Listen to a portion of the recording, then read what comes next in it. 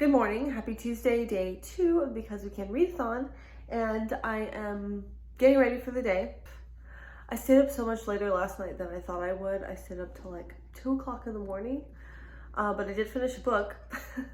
My eyes are just really puffy, so just like a tank and then this skirt.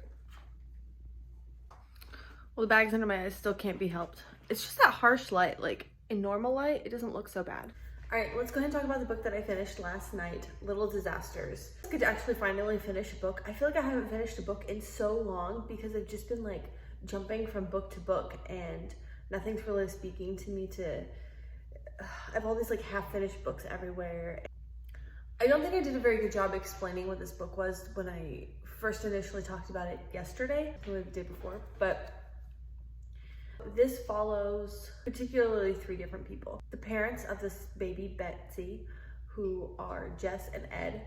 And then it follows Liz, who is their friend and also a doctor. Jess brings in her baby, Betsy, to the hospital. She thought there was something wrong with her, but she didn't know. So they go ahead so Liz, her friend and doctor, kind of feels her head and it's kind of squishy. So she goes and runs x-rays. So Liz gets the help of another doctor and they look Betsy over and find out that she has a skull fracture. And they don't ever say it, but it kind of feels like what they're saying is either she was dropped or she was like slammed down or something. It had to be a pretty extreme blunt force for it to cause such a skull fracture in that pattern, is what they're saying. So the mother's story, Jess's story, doesn't match up to the injury, because if a toddler is toddling around and they fall and bang their head, it's not going to cause such an extreme damage. So they have no other choice. She has to do the right thing and call social services. And then they start running an investigation and this whole thing happens. And they start treating it as if it's not an accident and somebody has hurt the baby. So this is where the mystery part of this book comes in, trying to figure out what happened to Betsy. But they set up this whole thing where maybe Jess has harmed her baby because of postpartum depression. And so we enter into the topic of, mothers who kill their babies or hurt their babies as like a mental health disorder. I don't know that much about postpartum depression. Like, she's so overprotective. Like, she is a phenomenal mother. Like, she shows that the kids are always clean and eat healthy meals, and she's kind of like one of those helicopter parents, and you would not think that she would maybe not be enjoying motherhood. And it seems that her struggles with Betsy are just normal mother struggles, as she's a newborn infant and she's a little bit colicky and she cries a lot, and this is her 3rd child, so she's exhausted as she's kind of suffering through silently with this postpartum delusions. And she's rather a perfectionist kind of mom who doesn't want to show that she doesn't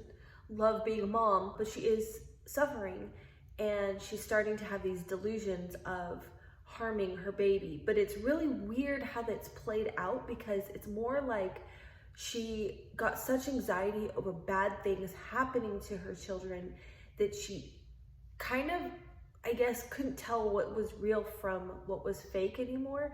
And it's almost like her mind worked her up into such a frenzy that instead of, like, it would be her fault if something bad happened to her baby. And so she starts having these delusions of like her physically bashing in the baby or dropping the baby or intentionally doing something to hurt the baby. But it's really weird how her mind works that way. And this is where this story got really chilling for me, because I actually told my friend what this was about as well, and she said she had like kind of the same experience, where it was with Michael.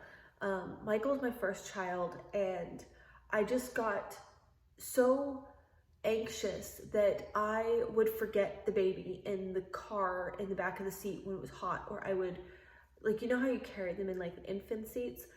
Like, I would set the infant seat down so that I could put something in the trunk, or whatever, and I would drive off and leave the baby on the sidewalk. Like, I would have intense anxiety that I would accidentally do something like this to my children. So I can completely see where those anxieties can take over, and it gives me chills because like I feel so connected to her in that way that I had those exact same anxieties. And I think yeah, my friend said she would like have terrible nightmares of something bad happening, and she would wake up in the middle of the night like screaming. I wouldn't call like what my friend and I went through like a mental health thing, but it could turn into a mental health concern. And I guess it feels like these are kinds of struggles that moms should voice more often. I think that this book is really good to kind of bring more awareness that these things are normal and they can happen to anyone. So I feel like that in that way, this book is like really touches me, Another part of this book that I really liked was the dynamic between Jess and her husband Ed. She's a stay-at-home mom and he works all the time. So everything to do with the kids is on Jess. She had expressed at one point a lot of just frustration. You know, it's her duty as a stay-at-home mom, but like it never ends. And she's just so exhausted of everything being her responsibility, everything to do with the kids. When they're fussy, when they're emotional, when they need feeding, like every single thing is always on her, and it never relents. She never gets a break. And because of that, she didn't even really want a third child. I think that these feelings make her feel guilty because of the kind of like overprotective and perfectionist mother that she is. She doesn't often admit that she is just tired and needs a fucking break. So I think that's another aspect of this that's really good. But anyway, so she can't be there to do her usual stuff with the kids, and her husband Ed kind of has to take over, and he just doesn't know what to do. He doesn't know how to, he's trying to like do it like Jess, and one of the elder children is very upset, and I think he kind of thinks he's trying to do it like Jess, and Jess knows like when you have to stop and talk to the child to console them, and then when you kind of ignore them too because they're just being kids. Jess knows when those moments are, and I think that he kind of misreads the situation. Is just like, well, I think that he's gonna stop crying because that's what Jess always says, and that's what she does, and that's how she handles the situation. But he kind of like misreads the situation and doesn't know how to stop and get on the child's level and let them talk and open up. So I thought that was a really interesting take, and it's so realistic, looking into the window of my own home sometimes in those moments in the story. So I thought that was really, really interesting. I would like to read more books that kind of like I can relate to in that way, but then at the same time I'm like, but I live it, and I'm not in the need, like I know those things are very common. I do think the issue of like the postpartum depression and the anxiety of bad things happening to your children, even if you don't want to hurt them, like I think that that's something that definitely needs to be addressed more. On the other hand, in the subplot, there's this whole other subplot involves Liz, the doctor, and her mom, and some pretty serious issues that happen there that kind of all revolve around this kind of overarching topic, and they address the issue of SIDS. There's a whole mystery that starts to unravel with that. I've not really looked into SIDS. Of course, I've heard about SIDS. The baby goes to sleep and then doesn't wake up in the morning. And I think that it always seems very suspicious, but they have no proof that anything malicious happened. But personally, in my opinion, I think that a lot of I can't say that every single time that it's happened, but I feel like a lot of times it might have been the product of somebody smothering the baby. That's just my opinion. Anyways, so yes, very heavy topics. It actually wasn't as hard to read as I thought it would be. There definitely were points when like my heart was just breaking for that little baby. And then this also kind of unravels into a couple other topics that they bring up. Somebody's doing the lawn. Sorry. Where was I in this book? I was talking about, as the mystery unfolds, we start with the whole thing of the main character having postpartum depression, but then it kind of morphs into something else. And then at the very end, it also morphs into something else completely. And I know what this book is trying to do, cover every single topic and every single possibility of how a baby can get harmed. And I don't know how I feel about that. It feels like very textbook. Not that I'm like the expert on these medical dramas, but there's that other one too where the girl had cancer. And I feel like it did kind of the same thing, where every single aspect of this story was a different facet of the same topic. I'm probably being extremely way too judgmental, but it just feels like it's completely unreal. But it is also very interesting, and I think that the primary topic and the heart of this topic, and I thought that the very last like reveal of this mystery was so lame. So yeah, I ended up giving this book 3 stars. I'm gonna go ahead and add it into my pile of books that I'm going to unhaul. It's time for me to go ahead and go run those errands, and then I will figure out what I'm reading when I come back.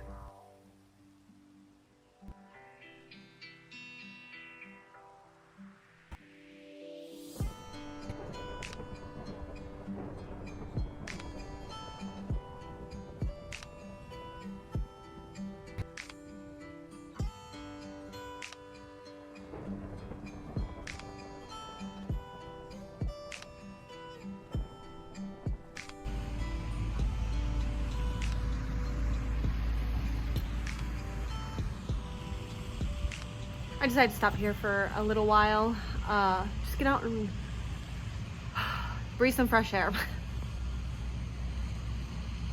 So I went to the bank, and there was this guy standing in line.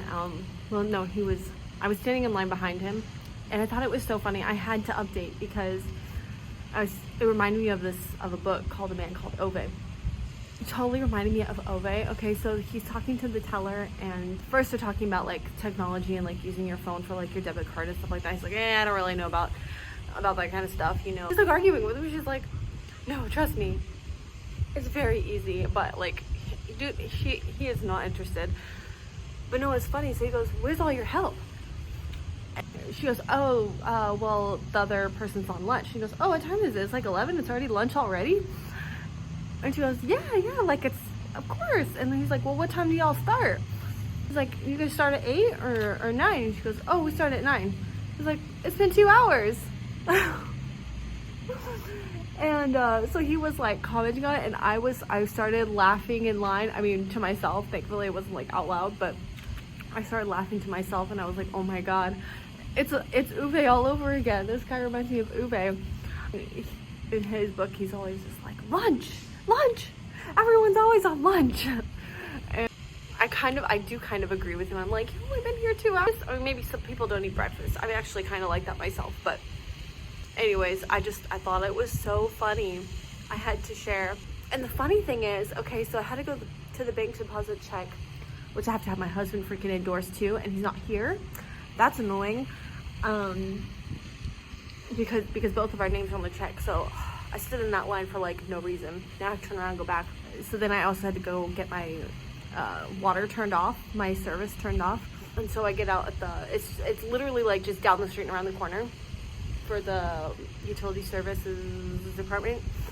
And so I'm walking in the building, and the guy is there again. And so I did tell him, I was like, you were making me laugh. Have you ever read A Man Called Ove or seen the movie? And he hadn't, but I was like thinking, I like this guy, he's funny. Here we are at the park. Oh, it's really nice hearing that water. But I guess it is time for me to go get on with my day. I have to go back to the bank, and then I'm going to Orlando today. Oh my god. Oof. It cost me $65 to fill up my tank. I drive a Camry, okay? Oh, it hurts. It hurts so bad. I remember the days when I had my Civic. It's 2-door, but I think they probably get about the same amount of gas. And it used to cost me $20 to fill up my whole tank. This sucks. This sucks really bad. I saw on Facebook, actually, I don't know if they were being honest. The more I thought about it, because I was going to share it so that other people are aware that, like, this is a thing now. But somebody posted that they were at, like, an event, a studio movie grill or something, and while they were in there, someone siphoned their gas. She's like, I had, like, a full tank of gas, and, like, 3/4 of it are gone. I'm like, oh, my God. That would suck so bad. Like $60, $70 just gone. And the more I think about it, most people's things, little gas doors are like they lock, or you can only open them from the inside on newer cars. So maybe she drives an older car. But I just thought I'd put it out there that things are getting desperate and we're here now. We are here now in the world where people are siphoning gas, and I'm not even surprised. Hey, there's that guy again, like across the street now, in this like little square. I don't know, it's so funny. I really like that small town feel when you like see the same people around. Hello, good evening. We're back. I thought that I was gonna get home a lot earlier and be able to get some reading in today, but that did not happen. And part of why I went out today, I went out for a lot of reasons. One of the reasons was to make it to go find a anniversary gift for my husband. So we are celebrating our 10-year wedding anniversary on June 24th. We are going to be on our cruise, our family cruise, my very first cruise that weekend. And last year so it's funny, last year was our 9-year anniversary, and where did we go? We went to Jamaica, just the two of us. And he thought it was our 10-year anniversary, so that's why he got me this ring. And yet this year is our 10-year anniversary. I just realized I really suck at giving gifts. I didn't just realize this, but anyways, so that's kind of why I was out, but I didn't get to do it because I got interrupted because somebody was going to come and purchase this thing that we had put on Marketplace. So I needed to come home and do that. I'm gonna try to get his gift another day. Probably not tomorrow though. Tomorrow, because I was out all day today, I really want to chill tomorrow, and I need to finish up some laundry. But today's challenge was to read 200 pages, and I don't know how many pages I read. I do know that some of those page counts were from the early morning reading, because I was up till like 2 o'clock in the morning. Sorry, I was up till 2 o'clock in the morning this morning finishing the book that I talked about earlier. I think I only had like 100 pages left of that book or something. After I like take off my makeup and stuff like that and change, I am gonna read some tonight, but I'm probably not gonna update the vlog. So we'll talk about what I read in the morning because I have like a stack of books here and I still just like don't know what I'm in the mood for. So we're gonna see what I vibe with when I lay down and I'm ready to read. One of these though.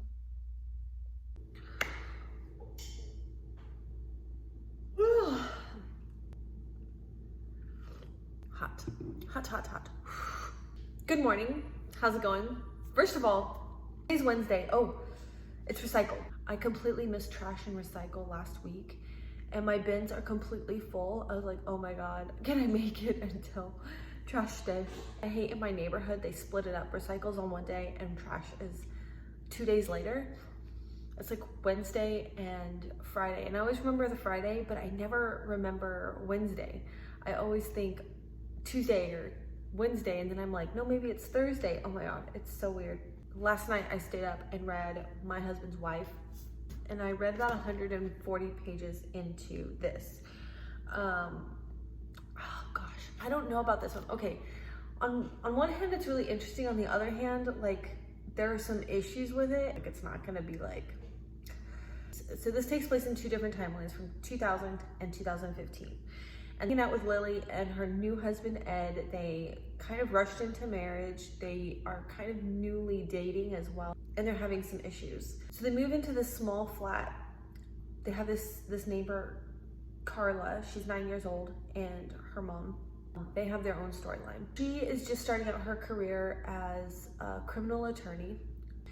So she gets this client who is seeking an appeal for his murder trial that happened 2 years.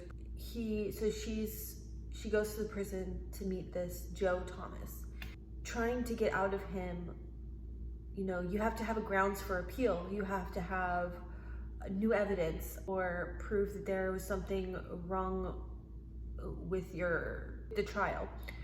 And he starts giving her this runaround and making her run around and solve puzzles about war poets. And so apparently he's kind of in this specialized prison that, and I don't know if this is factual, but there is like, she's going to like the prison and then she rolls up on this like gorgeous Edwardian house that has been like converted into a prison because of some history of the prison system. And so the queen approved this location for a new prison, but they kind of have like psychiatric inmates, but they don't say that this guy is like a psychiatric inmate. He is accused of murder because he pushed his girlfriend into a scalding hot bathtub. She burned to death. Whether or not that's that could happen or not, it seems kind of sketch, but we're gonna go with it for the sake of the story. So then Lily kind of feels unsteady about how quickly they kind of rushed into their relationship and their marriage. Apparently Ed and this Davina were engaged, and then like 2 weeks later, he hooks up with her and they kind of rush into marriage. And so she's constantly questioning this. She's constantly questioning his loyalty to her, if he is still into his ex. Her jealousy is just like a beast of its own, and to be honest, it's really annoying to read from. I do really like kind of sympathize with her. Now there's all this stuff coming out about an inheritance and stuff like that. Now I don't know, I'm already kind of finding myself like kind of bogged down by certain things or kind of annoyed by certain things. So I'm kind of like speed reading through some parts. And then I went ahead and looked at Goodreads reviews, and it hasn't really gotten great reviews. So I just think that I'm kind of over this one. I'm gonna set it down indefinitely. It's probably gonna get DNF'd. About 30 pages of this morning, and that is Kailani, Crown Princess of Hawaii. And to be honest, this is actually really boring. There's actually like a whole glossary of Hawaiian words, which I'm thinking that that's like my favorite part of this book. In the time period of like 1774 to like 1820s, we are kind of getting like a before and after the new settlers come to the islands. The natives' monarchy system is actually really interesting because it's not like a succession of birth. It's like, it kind of is, but like if there was like 4 children, the parents could pick who they decide to succeed. Yeah, I mean, overall it's just not really engaging as far as writing style, but it is interesting history. So finally, I think that this is going to be my next book. It is already got my attention. It's way creepy, and that is I'm Thinking of Ending Things by Ian Reid. And the blurbs on the back say, ingeniously twisted nightmare road trip through the fragile psyches of 2 young lovers. A creepy but enthralling new novel. A slim first novel packs a big psychological punch and a twisty storyline and ending that will leave readers breathless. Suspense, philosophy, psychology, and horror, and twisty tale invites multiple readings. Reid's tightly crafted tale toys with the nature of identity and comes by its terror honestly, building a wall of intricately layered psychological torment so impenetrable it's impossible to escape. I'm already there, like it's super, super creepy. So we start out with this couple who kind of seem like not super coupley, like they're kind of detached. Main character has been getting these weird phone calls, and they're kind of escalating in intensity and feel more threatening. And for whatever reason, she's deciding not to tell like her boyfriend, but she's like, I think I should tell him. But then like she doesn't tell him. But the weird thing is there's these passages in here and they're kind of just like floating. They don't have like a date or time. It feels like whatever the climax is of the story, these are gonna make sense. The phone calls, on her ID, it's her own number calling her. So it's kind of like, how does that work? It did say it's like a psychology of identity. Oh, I wanted to share one other thing that I found yesterday when I was out. I'm so excited. Swann's Way. I found this copy of Swann's Way. I've never seen this book before, but I never really thought like I was gonna be interested in reading it, but my interest in it has been increasing in the past like 6 months, like insane. So I'm resolved. I really want to read at least Swann's Way, and if I like it, I want to maybe read the entire 7 volumes of Proust's work. The store had the original translations, but they had volumes 4 and 5. They didn't have numbers like 1, 2, 3, but they did have this one. And I would kind of have preferred to have the other translation, but this is a new translation by Lydia Davis. I guess that this is a good place to start, and how it goes, I can go back to the original. Lydia Davis is one of 7 translators, and each of these translators have picked a volume of In Search of Lost Time to translate. So they're all gonna have a little bit different spin on it, and I don't know if that's awesome or not so awesome, or just interesting if you're really into translated works and seeing how the variations are different. Anyways, I'm just really excited that I found this. It has been writing in the margins, which is kind of cool. Ew. Other people, when I get used copies and someone has already annotated it or highlighted it, except it kind of irks me when their highlighting marks are like the most hideous colors. When highlight marks look like this, I'm kind of like, oh God. No. Two things I think I need to do today. Oh, big news. Today is officially Wednesday at 10 o'clock, which is going to be 11 o'clock my time. The sellers of the house are going to sign their paperwork. On our end, we finished everything. The title company got all of our stuff, our funds, and our documents. At 11 o'clock today, we'll officially be the homeowners. Make sure that like we get copies of the deed and stuff like that. It'll be ours. I'm so excited. I will catch up with you guys later. Our new house right now, taking a video tour. There were some things in, there were some things that the people were gonna fix or whatever before closing date. And I wanted to share this passage that I read because it's kind of philosophical, but it's really cool. I like it. And I hope that you will too. Boyfriend, Jake, is really into space. And so he's there kind of giving his philosophy on what he thinks about, you know, space and the questions that we have. He says, I'm glad that we don't know everything. And she says, you're glad? And he says, that we don't know all the answers, that we can't explain it all, like space. Maybe we're not supposed to know all the answers. Questions are good. They're better than answers. If you want to know more about life, how we work, how we progress, it's questions that are important. That's what pushes and stretches our intellect. I think questions make us feel less lonely and more connected. It's not always about knowing. I appreciate not knowing. Not knowing is human. That's how it should be, like space. It's unsolvable and it's dark, but not entirely. That's really cool. I like that.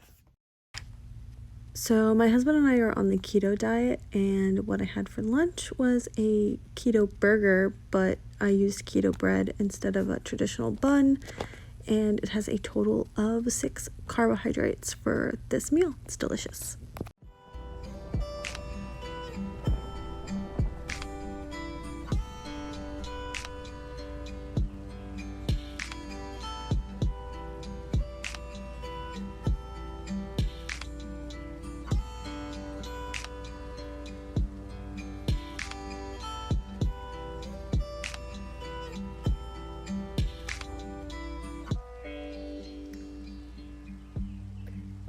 We've had some rain and some thunder, and it's been really, really nice. I've been reading this book. Very philosophical. Like, these two have been dating for a couple of weeks, and they're riding out to his parents' house. they're just having all these conversations, and they get very, like, I don't know if existential is the right word, probably existential, very philosophical, really good stuff. They talk a lot about the concepts surrounding companionship and relationships. Oh, happiness. Okay, so they're talking about depression is a serious illness. It's physically painful, debilitating, and you can't just decide to get over it in the same way that you can't just decide to get over cancer. Sadness is a normal human condition, no different from happiness. You wouldn't think of happiness as an illness. Sadness and happiness need each other to exist. Each relies on the other, is what I mean. It seems like more people, if not depressed, are unhappy these days. Would you agree? I'm not sure I'd say that. It does seem like there's more opportunity to reflect on sadness and feelings of inadequacy, and also a pressure to be happy all the time, which is impossible. I freaking love that. Like, that's literally something I've been thinking. I think that a lot of the mental illness in the world is a product of boredom. People used to have to work a lot harder. Things weren't as convenient. Makes for a lot of extra time in our day to just sit around and, I don't know, dwell on things, dwell on life. So I think it's really interesting. I mean, I know that it's not as simple as that, but I do. All right, we're going to close out this vlog with some lasting thoughts. First of all, today's challenge for Wednesday was to finish a book. And technically I did that yesterday. I finished Little Disasters, so I got that taken care of. Also, I think that DNFing is actually finishing a book as well. I'm gonna count it. The creative challenge was to do a read with me, and technically I read to you. So we're gonna count that too. I'm actually really taking this chill out concept very seriously. Yesterday I did kind of mess up because I didn't do a reading sprint. I totally had plans to like sit down and find a reading sprint and like film that, but I got busy. It didn't happen. So whoops. Anyways, well, that's all for this last couple of days, and I will see you tomorrow. Good night.